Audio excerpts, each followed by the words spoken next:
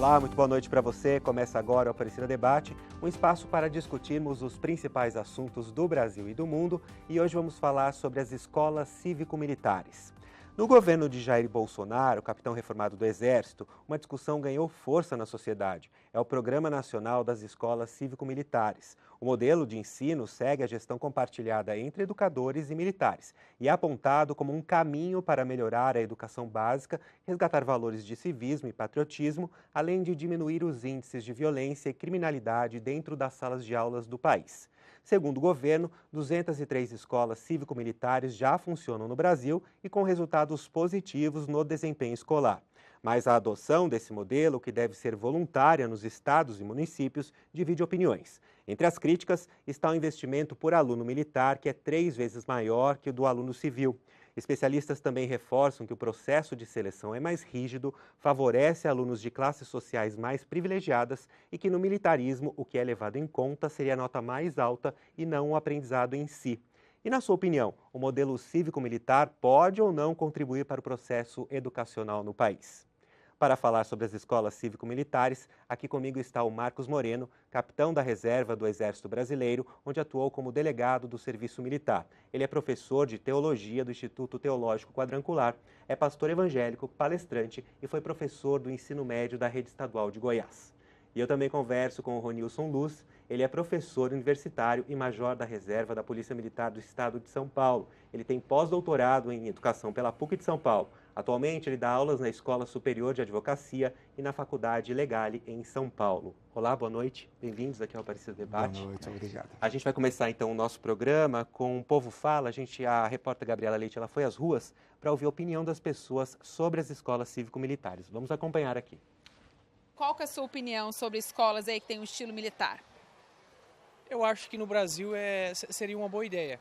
Eu acho que a cultura militar é uma cultura um pouco rígida, é uma cultura assim que tem uns traços assim bem interessantes para o Brasil, né? Disciplina, educação, respeito. Eu acho que seria interessante no Brasil essa cultura um pouco mais rígida no Brasil. Na verdade, as coisas estão tão liberais que por isso os jovens estão indo fazer coisas que não devem, né? Então, assim, eu acho que tem que voltar a ser mais militar, sim, tem que ser mais duro. Precisa disso, nosso país está precisando disso, né? Qual que é a sua opinião? Você acha que valeria a pena ter escola no estilo militar aqui no Brasil? Assim, achei que seria válido, porque hoje a educação já vem de berço, né? E como hoje, com a tecnologia que a gente tem, está muito fácil as coisas, entendeu? Acho que tem que ter regra para tudo, entendeu? Não é só o regime militar, assim, colocar uma coisa que as pessoas voltam ao passado, a respeitar o pai e mãe, essas coisas, resgatar o que já foi perdido, né? Eu acho que tem que ter mais um respeito, pelo menos com a escola, vai ter um respeito maior, a pessoa vai ter uma educação, como os pais deixam as crianças muito livres, pelo menos na escola tem um jeito assim de dar uma educação melhor para as crianças, certo? Depende muito, porque é complicado, né? Porque cada família pensa de um modo. No meu caso, como eu sou mãe, eu não gostaria, porque eu acho que a questão de ensinar ensinamentos básicos, eu acho que vem da família, vem de casa. E eu não acho que não tem necessidade de colocar a criança no militarismo. A criança tem que ser criança. Marcelo, como você viu, a opinião aqui está meio dividida, né? Tem gente que concorda, tem gente que não está muito afim aí, que não concorda muito com esse estilo militar mais rigoroso, né? Mas tem também dúvidas, olha só. Saber como que seria esse regime que eles iriam colocar? De que alguma maneira, como que seria bem para as pessoas, para os jovens principalmente, né? Como que seria implantado, né? Como que seria esse regime, se é mais rígido, se é mais... Como que vai ser implantado, né? Porque toda mudança gera um pouco de rejeição da população, então tem que ser bem explicado para ser uma coisa boa para todo mundo, né? Vamos então começar respondendo a pergunta desse rapaz. Então ele tem essa dúvida, como é que vai ser na escola? É um ensino mais rígido, não é? Como funciona? Como funcionam as escolas cívico-militares, professor? Bom, boa noite, Marcelo, boa noite a todos. Agradeço a oportunidade, agradeço o convite. Um tema que a gente chama aí de um tema de fronteira, um tema que está borbulhando. Veja, o programa vai permitir a gente detalhar o que essa política, o que essa proposta, eu diria o que essa aposta do governo federal vem trazendo. Então, vou começar pela experiência de Brasília, né, em que tivemos lá as 4 escolas iniciais adotando esse processo, e a experiência tem mostrado o seguinte, ok, um pouco como a gente viu na chamada, para os pais, absolutamente positivo. Qualquer brasileiro, enfim, em especial dos grandes centros, o aspecto de segurança tem falado muito alto. Porém, na condição de educador, eu venho da Pontifícia Universidade Católica, do Departamento de Currículo, né, e nós temos um olhar para a educação sempre a longo prazo. Ainda que o governo tenha anunciado que se trata de uma política pontual, emergencial, com alguns testes iniciais, há uma preocupação da nossa parte, como educador, do futuro desse projeto. Quer dizer, você tem atrativos, os atrativos citados aqui, de fato, eles são verdadeiros. A ideia de que, e aí eu encerro essa primeira parte, a ideia de que os jovens estão trocando valores por virtudes. Talvez os mais experientes, os mais idosos que nos acompanham, aqueles que viveram mais tempo no século passado, para nós o que pesa são virtudes, né? São virtudes e não valores. E aí, quando eu digo valores, estamos pensando em valores de todas as ordens, desde o imediato, que é o valor financeiro. A gente observa isso na sociedade, escolhas de profissões, de carreiras, a partir do retorno financeiro, o que é um equívoco, sabemos, é um erro, e tentar voltar a pensar a ideia de virtudes, ou seja, valores que você prima. Então, junto com outros educadores, eu tenho lá algumas ressalvas sobre esse modelo de escola. Que eu quero entendê-las daqui a pouco. Eu só queria que, capitão, que o senhor pudesse explicar um pouquinho como é que funciona. As escolas, qual é o diferencial de uma escola cívico-militar de uma escola comum, civil, normal? Sim. Boa noite, Marcelo. Boa noite a todos que nos ouvem. E eu tenho certeza de que há muitos pais nos assistindo nesse instante e preocupados exatamente com a formação dos seus filhos, a formação educacional dos seus filhos. Por quê? Porque se preocupam com o futuro deles. E aí, esse modelo agora que está sendo proposto pelo governo e mais, com a adesão voluntária de governos estaduais e eventualmente municipais, caso os estaduais eles não desejem fazê-lo, ele veio para atender um anseio da população. A verdade é que a educação no Brasil está na UTI há muitas décadas. Então, nós já tivemos muita gente propondo políticas educacionais e que foram aplicadas, mas os resultados que a gente tem visto não são bons. Então, o Brasil hoje está inserido ou tentando se inserir num patamar muito mais elevado dentro do Concerto das Nações. O Brasil hoje, ele é aspirante, por exemplo, à OCDE, Clube dos Países Desenvolvidos e tudo mais. Mas para isso, o Brasil precisa melhorar em alguns aspectos e a educação é um fator primordial para se melhorar. Se até aqui a educação tem sido um fracasso total, ora, alguma coisa precisa ser feita. Logo, esse modelo de escola cívico-militar, ele não é um modelo padrão ou um modelo único. Não, há outros modelos assim, muito exitosos também, que poderiam ser aplicados. Mas, no momento, nós precisamos fazer alguma coisa. O que não se pode fazer é permanecer na inércia, porque a inércia está tirando toda a perspectiva de futuro próspero das nossas crianças, dos nossos adolescentes e jovens. E é exatamente essa preocupação que os pais que estão nos assistindo têm nesse momento. Então, alguém precisa fazer alguma coisa. E já esse modelo, ele não é um modelo completamente igual ao dos colégios militares. Por quê? Os colégios militares, eles são organizações militares mesmo.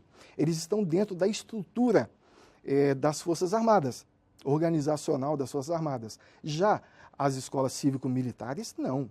O que se pretende é somente dar um suporte a algumas escolas estaduais ou talvez até municipais, no sentido de quê? De que elas possam melhorar a gestão da escola e a gestão pedagógica. Ou seja, se existe um modelo que já dá certo há muitas décadas, que são os colégios militares, e a educação pública nacional, ela fracassou. Esse modelo implantado é um fracasso. Alguém precisa fazer alguma coisa. Então, vamos tentar copiar, e as Forças Armadas, elas vêm somente para dar um suporte, mas a escola permanece sendo estadual, os professores serão mesmo professores que já existem nas escolas. Então, a gente vem para ensinar como fazer para que as escolas elas possam dar um ensino de qualidade. Tem muita gente até que diz que, mas a escola cívico-militar, aí o aluno vai ter que usar farda, cortar o cabelo, como se fosse um militar. Isso vai acontecer? Isso acontece? Não. Elas continuarão a ser as mesmas escolas. Os uniformes escolares da mesma forma. O que será implantado? O que serão implantados? Serão métodos na área de gestão escolar e mais. Serão trazidos também para essas escolas valores cívicos que foram deixados para trás. Então, ao meu ver, um grande erro que se fez foi exatamente abolir das escolas públicas tudo que se fazia, todos os valores morais que se tinha no passado. Hoje, se você perguntar a um aluno de escola básica ou de ensino médio, universitário, então, não vou nem dizer, mas a gente está tratando somente desses dois ciclos aqui. O que é ser patriota? Ou ele não vai saber dizer, ou ele vai poder dizer, não, eu sou patriota porque eu defendo que a Amazônia é nossa, o pré-sal é nosso. Não é. Isso não é patriotismo, isso é nacionalismo. Ser patriota é resgatar valores perdidos, como o que nós somos no mundo, o que é ser brasileiro, o que é, de fato, você honrar os símbolos da sua nação. E passa ainda por outras coisas, como você ser um bom cidadão em todos os aspectos, você buscar fugir, por exemplo, desse vício que se implantou na nossa sociedade de levar vantagem a qualquer preço em tudo, mesmo que seja vantagem ilegal. Professor, como você vê isso tudo que ele está falando? Tem algumas críticas também em relação à escola cívico-militar, por exemplo, o custo, que é 3 vezes maior do que um aluno de uma escola civil. Como é que o senhor vê isso? Quais são as críticas em relação a esse modelo de ensino compartilhado entre educadores e militares? Então, fazendo a lição de casa para o nosso programa, veja só, a instituição que hoje tem os melhores dados que eu digo de rendimento, em avaliações, é a Escola de Aplicação de Minas Gerais. Então, é uma escola conhecida, de tradição civil.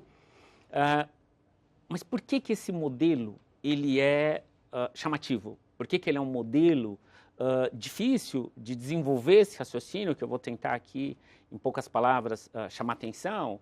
Ou seja, a ideia da preocupação futura. Vou começar com algumas premissas. A primeira delas, a estrutura militar, nós primamos pela uniformidade. Eu concordo com as palavras do colega, mas de fato você tem já alguns estados adotando corte de cabelo, uniforme, moças usando coque, preferencialmente de saia. Veja, o universo militar, estritamente, quer exército, marinha, aeronáutica ou as forças auxiliares, que são as polícias militares e os bombeiros militares, o que está em jogo, regra geral, é a competição.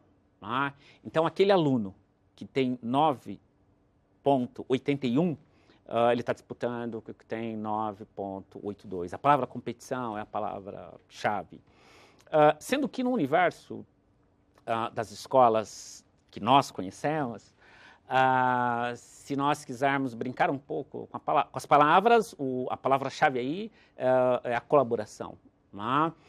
A gente tem estudos mostrando que o modelo francês, pensado lá atrás, a tríade liberdade, igualdade e fraternidade, de maneira geral, a humanidade investiu, a gente pode ver isso nos bancos da CAPES, no banco do MEC, nós investimos em muitas pesquisas sobre igualdade, muitas pesquisas sobre liberdade, pouquíssimas pesquisas sobre fraternidade. De maneira geral, o mundo começou a acordar para essa questão no século XXI. Né? E aí, lá na frente, esse modelo de escola cívico-militar, que não há dúvida, será um modelo exitoso, principalmente nas primeiras análises. Por quê? Porque ele parte de um suporte verdadeiro. Né?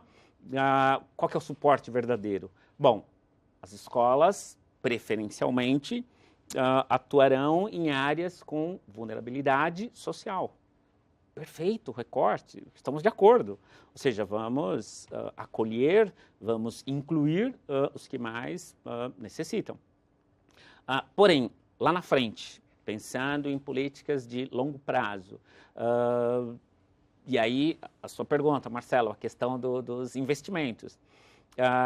Eu sou formado pela Academia de Polícia Militar do Barro Branco. Ao longo do meu processo de formação, 3 anos de ensino superior e 2 anos de ensino médio, eu aprendi a andar a cavalo com destreza, salvar alguém que está se afogando, usar o armamento quando necessário com competência e com técnica, pilotar moto, veículo automotor em emergência, mas veja, esse é um investimento extremamente caro. Tá? Portanto, eu trabalho com a ideia de que escola é geral. Tá? Assim, quando você tem escola, você está pensando em problemas, ambiguidades, burburinhos. A estética militar, ela não pensa desta forma. Vou citar um exemplo para colocar uma... E aí... A gente pode avançar, os pais pensarem nesse desdobramento. Vejam só, eu servi, então, a Polícia Militar durante 28 anos. Durante esses 28 anos, dentro do quartel e nas nossas atividades, nas nossas dinâmicas, pensando o público interno, nós não tivemos contato, e não temos, com pessoas com deficiência, qualquer deficiência. Sem entrar na questão GLBTT, que aí você dá um up.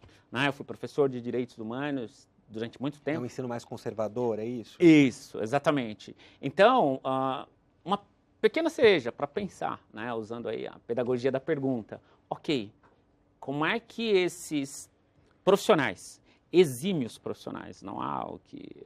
ou seja, o público que vai atuar nessas escolas são profissionais absolutamente competentes. Mas veja, é um profissional que ao longo de 30, 35, alguns 40 anos de serviço, jamais se deparou no ambiente interno, na caserna, no quartel, com uma pessoa com alguma deficiência, seja a deficiência que for.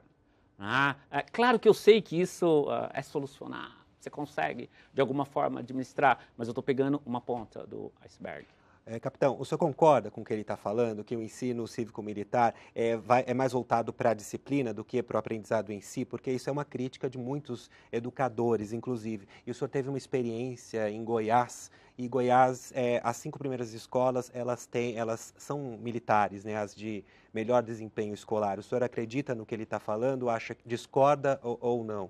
Olha, eu não concordo com tudo o que o Major falou.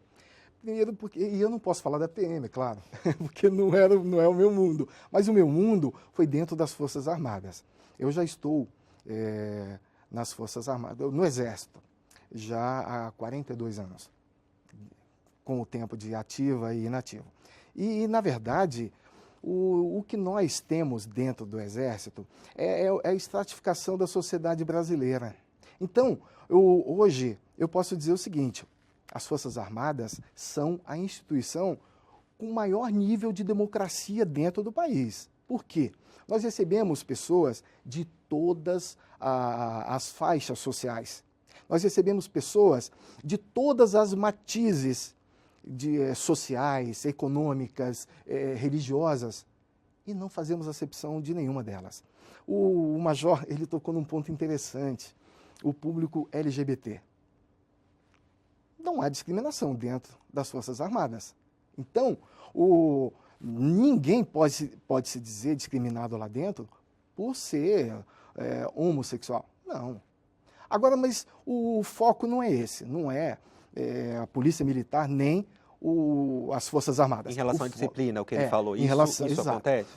Não, o que acontece é o seguinte, quem trabalha, quem já está trabalhando nessas escolas cívico-militares são professores. São professores e, com um detalhe, militares da reserva, não são militares ativa. Mais, a orientação toda dentro das Forças Armadas é no sentido da tolerância. Nós buscamos estar sempre dentro da lei, debaixo da lei. Então, se a lei não permite que se faça, e eu acho que a lei está certíssima, e todos nós dentro das Forças Armadas concordamos com isso. Ninguém pode ser discriminado pela sua opção, seja lá do que for. Ninguém. Todos são cidadãos ou filhos de cidadãos. Logo, esse risco, esse perigo, não, ele não existe. Ele não existe. Isso aí, para nós, é fora de cogitação. Logo, nas escolas cívico-militares, são ensinados valores éticos, valores morais, preparando as crianças e os adolescentes para terem sucesso no mercado que vão encarar após a conclusão dos estudos. O mercado é bom, inclusive, a gente se lembrar de que o mercado é altamente competitivo e só ascenderão a posições melhores aqueles que no caminho também forem competitivos. Então, a gente querer o seguinte, pensar que mas nós não devemos ser competitivos e tal, isso é alguma coisa pejorativa. Não é verdade. Isso aí pode até ser filosoficamente, mas na realidade, não. Na realidade, a vida é assim. A vida é uma competição desde a hora do nascimento.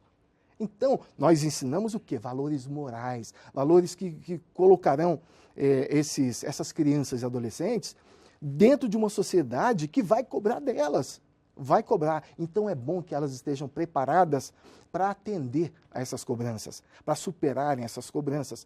E isso sim, a gente se propõe a ensinar valores morais. Agora, os alunos, eles não serão tratados, e nem são, como militares, porque eles não são militares. Eles são filhos de diversas famílias que foram colocados ali para receber uma educação de qualidade. Aproveitando o gancho que o senhor estava falando, que as escolas cívico-militares, as escolas militares, elas são acessíveis a todos. Existem muitas críticas falando que não, que ela favorece principalmente os filhos de militares, porque eles também vão ter uma cota para estudarem nessas escolas, e também as classes mais privilegiadas. Eu queria saber se isso realmente tem fundamento. Não. As escolas cívico-militares, elas são escolas estaduais. Elas continuam atendendo aos mesmos critérios dos governos estaduais no tocante ao acesso a elas. Então, não há concurso. Os alunos que estudam numa escola que adotou o modelo de escolas cívico-militares permanecerão os mesmos. Há uma ressalva a isso dentro do programa. Pode ser que alguns pais eles não gostem do modelo, isso é natural. E professores também. Mas o que fazer nesse caso? O que fazer é o seguinte, eles poderão, e é direito, poderão requerer às secretarias estaduais de educação e as suas transferências para outras escolas do atual modelo. Isso está dentro do previsto nos convênios firmados entre o Ministério da Defesa e o Ministério da Educação com os governos estaduais.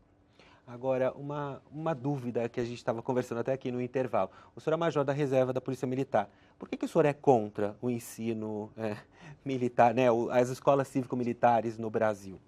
Bom, vou precisar contextualizar essa resposta, eu brincava com o colega.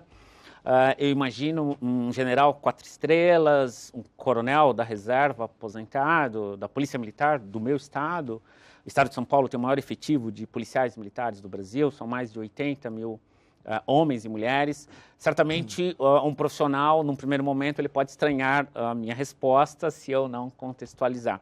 Até porque eu sou fruto deste modelo que é absolutamente exitoso. Ou seja, eu tive a oportunidade de fazer o curso de letras na Universidade de São Paulo, português, hebraico, de 1994 até 1998, por ser policial militar, pela condição de conseguir equacionar ali a atividade profissional e estudar à noite na USP. Eu tive a oportunidade de fazer um mestrado na PUC de São Paulo, fiz um mestrado e um doutorado com bolsa do governo federal, também por conta do apoio da Polícia Militar. Durante a minha carreira, eu fui docente nos variados cursos da polícia, isso que me dá maior tranquilidade ainda de, a longo prazo, saber que esse modelo nosso exitoso, ele não consegue ser replicado da forma com que tem sido ventilado, a meu ver, e a de outros profissionais, não só pelas questões de custos que você citou, mas por outros componentes, né? Quer dizer, a estética militar, ela é uma estética fascinante. Quando eu ingressei na Polícia Militar, 15 de janeiro de 1990, nós recebemos um manual de boas maneiras, que eu devo ter arquivado em casa, em algum lugar. Nesse manual tem uma passagem que à época já me encantava, se a gente quiser olhar o alcance dessa estética militar. Lá está registrado o seguinte, que como cadete, se você estivesse presente em um evento, em um baile, e observasse que uma das moças não era retirada para dançar pelos outros profissionais, caberia a você, né, ir lá e convidar aquela moça para dançar. Com forte formação humanística que eu já tinha à época, eu olhava aquilo e eu falava assim, o grau de preocupação e de detalhamento dessa estética. Portanto, a estética militar, ela é admirável. Por isso, os índices de aceitação nas pesquisas iniciais que têm sido apresentadas sobre as escolas cívico-militar é de 80% acima. Então, você sai às ruas, vai ouvir as pessoas, 80%, 85%, vão dizer, não, sou favorável, o nosso país precisa, e aí você tem várias questões envolvidas aí, né? Você tem um mergulho, vou citar mais um e encerro esse ponto. A estética militar, ela não vai trabalhar com a ideia de flexibilidade. E hoje, o que o mundo pede é que o profissional seja flexível. Na verdade, tudo seja flexível, não é só o veículo que é flex, né?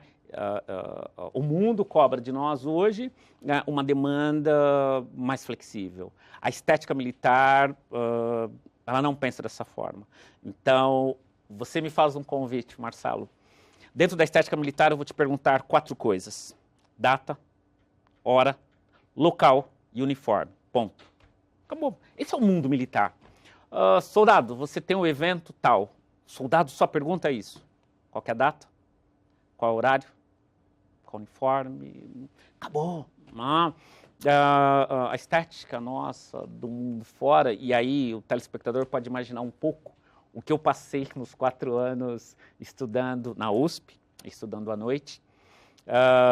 Um fator lá pontual acabou dando visibilidade à minha situação de militar. Na morte do Ayrton Senna, em 1994, eu fui um dos militares que carregou o caixão do Ayrton Senna. Então, meus colegas de sala de aula não sabiam que eu era policial militar até aquele momento. E aí eu compareço na USP, os meus colegas pegam o jornal, olham para o jornal, olham para mim. Olham para o jornal, olham para mim. E aí fica no ar aquela indagação, mas você é policial? Peraí, mas você é militar? Que é a velha piadinha, né? Não, mas então o que você está fazendo aqui na USP? Não, mas eu prestei o concurso, eu passei também. Então, nós estamos trabalhando com estéticas distintas, estéticas diferentes. Por isso essa polêmica, por isso esses pontos. Como que qual a expertise que militares da Aeronáutica, Marinha e do Exército podem oferecer nas escolas para as crianças, para os adolescentes, e como é que isso vai contribuir para melhorar o desempenho nas escolas? Sim, através de métodos que são aplicados nas escolas militares e que serão replicados na escola civil, nas escolas cívico-militares. E nós temos métodos educacionais que, de fato, pelos resultados a gente vê que eles são totalmente exitosos. Eu queria pegar só uma ponta aqui do que o meu colega aqui falou também, acerca da recepção que ele teve na USP, por exemplo. Me parece que essa falta de jogo de cintura, de flexibilidade, olha, então não estava na PM, estava lá dentro da universidade, com civis que não souberam aceitar um diferente, segundo eles, que eles acham diferente. Logo, não existe. Olha, se nós pegarmos dentro das Forças Armadas, nós temos as nossas avaliações e com diversos quesitos. Um deles é iniciativa, onde todos os militares são avaliados pelo seu grau de iniciativa. E isso também é um dos valores trazidos para as escolas cívico-militares. Então, todos esses valores que eu já falei aqui, eles vão ser replicados dentro das escolas cívico-militares. E mais, e com incentivo até a essa iniciativa, a essa flexibilidade. O grande exemplo está aqui, estamos nós dois aqui, o major da Polícia Militar e eu do Exército Brasileiro. Professor de escola estadual, pastor evangélico. Olha, logo, nós somos flexíveis e nós aprendemos isso dentro da caserna. Então, não há o que temer com relação a esse aspecto. Por quê? Porque o que se visa é tornar cidadãos com uma grande bagagem de conhecimento. É isso, que saiam preparados das escolas cívico-militares para a vida, sendo bons cidadãos, sendo bons profissionais e mais, em condições, tendo conhecimento suficiente para saber o que de fato desejam para os seus futuros.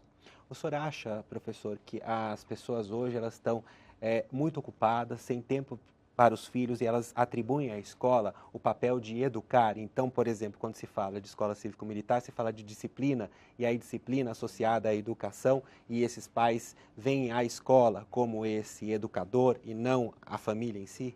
Essa é uma das críticas, inclusive, ou não? Sim, com certeza. Eu gosto de pensar que, Marcelo, parte do nosso público é de uma geração que tem avós com 10, 12 irmãos. Isso deu um salto, isso diminuiu para famílias com 4, 5. Chegamos à família de 1, 2 e já se fala em família virtual.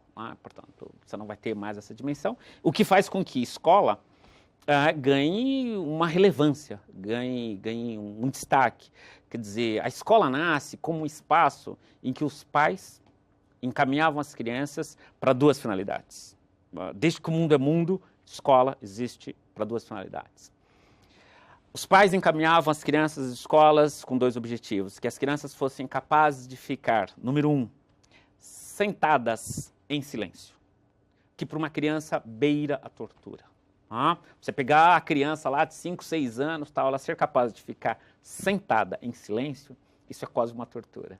Só que dá para você deixar isso pior, que é o quê? Ficar sentado em silêncio, ouvindo o que lhe é dito. A escola nasce para isso, não é? Depois vem as outras coisas, álgebra, história, matemática, música, perfeito.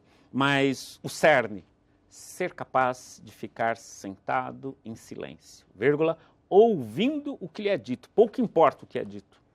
Por quê? Porque o que está em jogo, Michel Foucault escreveu muito bem sobre isso, essa capacidade de ouvir o que lhe é dito. Um último ponto, o grupo que também tem ressalvas às escolas cívicos militares, a gente pensa um pouco nas questões trazidas por Erving Goffman, quando discutiu na sua obra Instituições Totais, manicômios, prisões e conventos, um pouco da dinâmica desse espaço. Né? Em breves palavras, um quartel, qualquer quartel, em qualquer local do mundo, é uma instituição total. O que significa isso? Simbolicamente, se o mundo afundar e só sobrar o quartel, quem está ali sobrevive. Por quê? Porque tem tudo. Tem água, comida, remédio, cama, tudo que a gente precisa sobreviver, você tem nesse espaço. Escola não é esse espaço. A escola é o local do imprevisto, da incerteza, do ambíguo, do debate. Repare, pela minha formação em letra, em nenhum momento eu vou usar a expressão eu discordo do colega. Discordar, tirar o coração do ponto em comum. Como eu sei que nós temos o coração em pontos em comum, o que há aqui é uma disputa de narrativa. Na sociedade também, o governo atual trabalha com essa disputa de narrativa. Né? É isso. O governo, falando em governo, o governo pretende investir em 2020 54 milhões nas escolas cívico-militares, 1 milhão para cada escola. A ideia é que reduzir os índices de violência, evasão, repetência e abandono escolar. O MEC alega que as escolas do modelo já em funcionamento têm a taxa de evasão 71% menor e de reprovação 37% inferior. Como é que o senhor vê isso? E o senhor acha que isso é positivo? Primeira coisa, a gente precisa considerar que não faltam recursos para a educação. Falta gestão de recursos na educação. E exemplo disso, eu vou falar de uma escola lá no interior do Piauí, uma escola pública que é reconhecida internacionalmente pela qualidade do ensino que ela oferece aos seus alunos. Logo, o problema não está nos recursos. Esse incremento de recursos do governo federal nas escolas cívico-militares é importante, mas não passa somente por isso. E o governo federal sabe disso, inclusive todos os programas na área de educação do atual governo, eles focam nisso aí, que olha, nós precisamos primeiro de gestão eficiente, segundo, nós precisamos revalorizar os professores. Então, a escola chegou a esse ponto, passa também, além de outros problemas, pela falta de valorização dos professores. O professor sempre foi relegado a segundo plano. Depois, tem outras coisas mais. Eu sempre vou falar de valores. Os valores, eles foram todos retirados. Eu acho que sobrou demais, ideologia e faltou prática educacional. Esse é o verdadeiro retrato das escolas brasileiras. Há pensadores demais e executores de menos. E mais, há muitos pensamentos que a gente viu que foram implantados nas escolas e que não deram resultado. O futuro daquelas gerações lá da década de 1980, o que aconteceu com aquelas gerações 80, 90? O tempo passou, décadas se passaram. E quais foram os resultados? Se não foram bons, o que aconteceu? Por que, então, toda aquela filosofia aplicada à educação, ao ensino, por que não funcionou? Será que era isso que ela esperava ou ela estava errada? Entendeu? Então, o que acontece é isso. Eu vou dizer uma coisa. Esse modelo é apenas uma alternativa. Existem outros modelos bons que não são também escolas cívico-militares, não. Existem outros modelos muito bons, não é verdade? Mas esse modelo é um modelo que veio para auxiliar também, veio para acrescentar aos outros modelos exitosos, que inclusive o Major ele citou aqui, e é verdade. Então o que precisamos de fato é menos ideologia e mais prática educacional. Nós precisamos tratar a escola com mais respeito. Não se respeitou, os alunos eles foram, durante décadas, tratados somente como objetos de ideologias. Então, e isso eu falo na prática, eu lecionei para crianças e adolescentes, e eu via os livros didáticos com cada absurdo, ou seja, com uma determinada matiz, que aqui não não vale nem a pena falar, mas os livros didáticos eram totalmente eivados de ideologias. A gente está infelizmente se encaminhando para o final, então eu gostaria que o senhor falasse em 1 minuto, rapidamente, por que a escola cívico-militar é um bom exemplo, um bom modelo de gestão.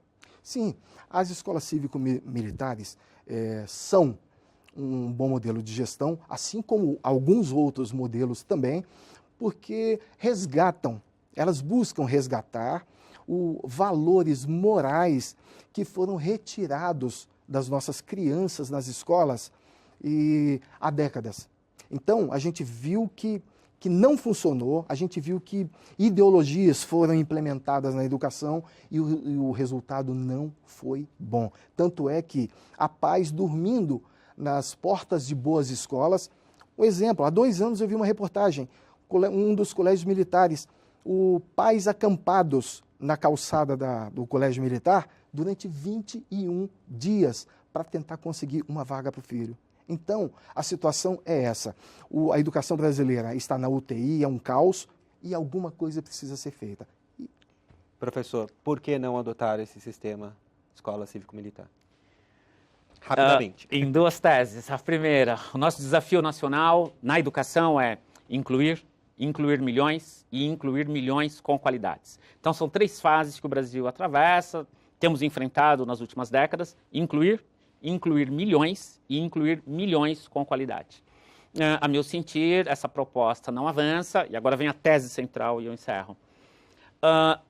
Para os civis, para as escolas fora desse modelo militar, você tem que o aluno fez o curso, foi destacado no curso, não necessariamente depois ele será destacado na universidade. Ao ser destacado na universidade, não necessariamente se destacará na carreira. Ao ser destacado na carreira, não necessariamente se destacará na vida. Na estética militar, não é assim. O número 1, o primeiro colocado no ensino militar, depois ele é o primeiro colocado no curso. Depois ele é o primeiro colocado a ser promovido. E o horizonte dele é que essa é a vida dele. E ele é o primeiro colocado na vida. Né? Então, resumidamente, aquele curso que você fez, ele não indica a sua carreira e a sua vida. Ele é apenas uma etapa. Felizmente, nosso tempo chegou ao fim. Eu quero muito agradecer ao Marcos Moreno, capitão da reserva do Exército Brasileiro, onde atuou como delegado do Serviço Militar. Ele é professor de teologia do Instituto Teológico Quadrangular, é pastor evangélico, palestrante e foi professor do ensino médio da Rede Estadual de Goiás. Muito obrigado também ao Ronilson Luiz, ele é professor universitário e major da reserva da Polícia Militar do Estado de São Paulo, tem pós-doutorado em educação pela PUC de São Paulo e atualmente ele dá aulas na Escola Superior de Advocacia e na Faculdade Legale em São Paulo. E se você quiser rever esse programa, acesse o canal da TV Aparecida no YouTube, use a hashtag Aparecida Debate para deixar sua sugestão, crítica ou elogio na nossa página. O Aparecida Debate de hoje fica por aqui. Uma boa noite para você. A gente se encontra na semana que vem. Tchau, tchau.